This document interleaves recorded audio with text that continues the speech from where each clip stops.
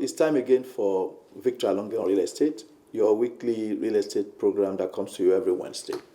My name is Victor Alonge, your anchor. This week I'll be looking at service charge administration in a facility management environment.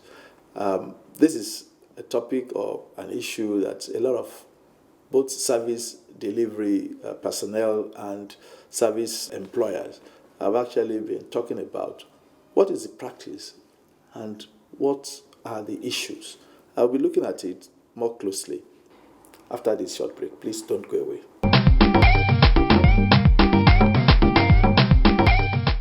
Welcome back. It's Victor Alonge on Real Estate. I remain your anchor, Victor Alonge. As I said earlier, we'll be looking at facility management, especially the service charge administration aspect of it, and the responsibility of managers to employers. When I say employers, I mean those who actually employ us to actually carry out those services. This is an issue that a lot of people have spoken about. We've had different positions, but the truth of the matter is that it's a professional service. And I've always said, the best professionals that are equipped to actually carry out this service, facilities management, especially the service administration aspect of it. There are estate surveyors and valuers. But as estate surveyors and valuers, we also need to understand our responsibilities in this area. And understanding our responsibility requires us to also understand, the nature of those services that we render. We have residential, we have commercial. Those are the two major subsectors of the real estate that we provide facilities management for. The service charge administration system in a residential setup is different from that of commercial setup. But we've had complaints from employers complaining about how these are actually carried out. But let us also understand that it's not just estate surveyors and valuers that currently undertake, facilities management, and therefore we cannot be held responsible. Estate surveyors cannot be held responsible for the shortcomings of those who are not actually trained to. But as people that are trained, we've got to show the difference. And we need to understand that the system of service administration in a residential setup is different from that of commercial setup. In residential setup, the service manager is actually appointed by the residents, and as a service consultant or provider to them, you are responsible to them. You are accountable to them. Every action of yours, starting from making out budgetary provisions for various heads of expenditure or whatever within the service charge budget, it's got to be approved with them. And even the income aspect of it will also have to be approved by the residents. And at the end of the day, you are also accountable to them. This is actually a service that those residents actually engaged you to carry out. And therefore, it is important for us to ensure that we keep good records, we understand procedure, we establish procedures from the beginning, and we follow those procedures. But in a commercial setup, it's probably a different scenario where you have, an office building owner actually predetermine what the services will be and so on. And at the end of the day, when the tenant is coming in, is actually given, offer, which is not just about the rent and the terms of the lease, but also about the service to be enjoyed by the tenant. And that is actually fees and is agreed. And on a yearly basis, that is paid. But it is under the control of, the landlord, through the managing agent.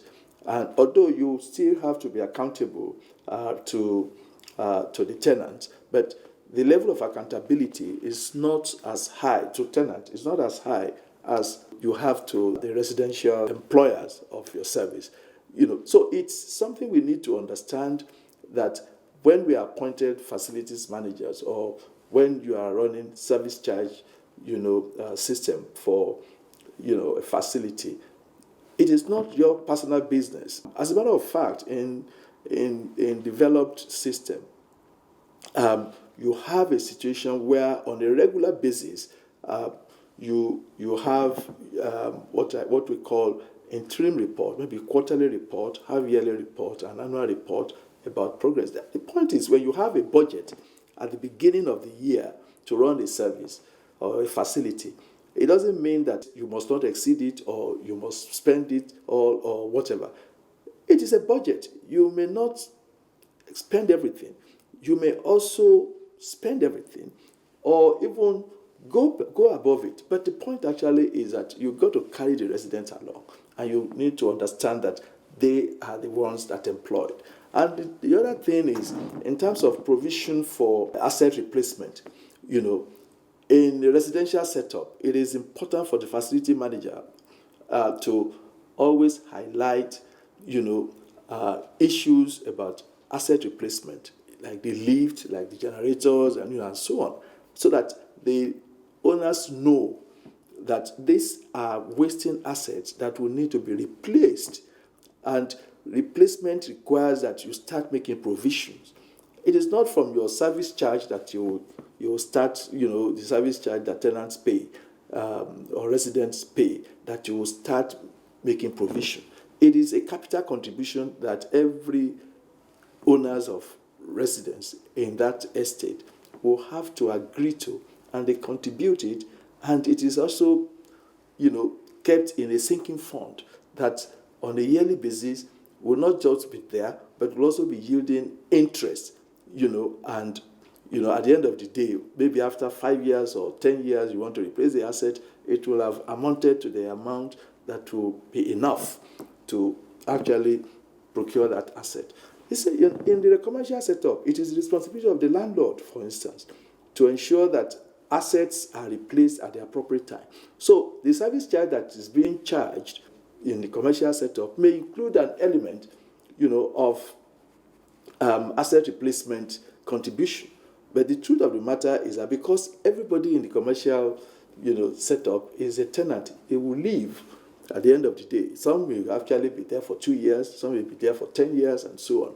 So it is actually important that an element of that service charge being paid is made clear from the beginning that it will go for asset replacement, and then the sinking fund is actually provided. It is important that the facility manager, as the professional, advise both in residential or in commercial, the responsibility of the employers when it comes to this. Because if you have a facility at the end of the day that the assets are either completely broken down or they are obsolete and they are not able to perform, it will affect not just the attractiveness of that property, but even the value. And at the end of the day, you may be blamed for it as the facility manager for having no foresight. So it is important we understand our responsibility. And one thing I also want to highlight here is that, the lack of legislation, to actually guide, because this is very important. When you have an asset, you need to ensure that that asset is well maintained. It's about our maintenance culture. Because of lack of legislation in this regard, a lot of tenants, you go to a lot of estates, residential estates, they are run down, because everybody wants to behave anyhow the way he or she likes. There is no attention to maintenance or to maintain the facilities. So there is something that professionals will have to look at in terms of working with the National Assembly to bring up legislation that will actually make it mandatory for property owners to have responsibility for maintenance. And also that legislation will also guide how consultants, how facilities managers behave, how they actually carry out their duties. It is done in developed countries, and that is why everything is actually predictable, and the climate is conducive. So I think we can achieve that in this country too. So those are the things we would like to talk about in this week's edition. I'll be back after this break. Welcome back. It's still Victor Alonge on Real Estate. My name is Victor Alonge, your anchor. I want to thank you for being part of this program this week, and I hope you've had a great time. Until I come your way next week, please continue to keep safe. Goodbye.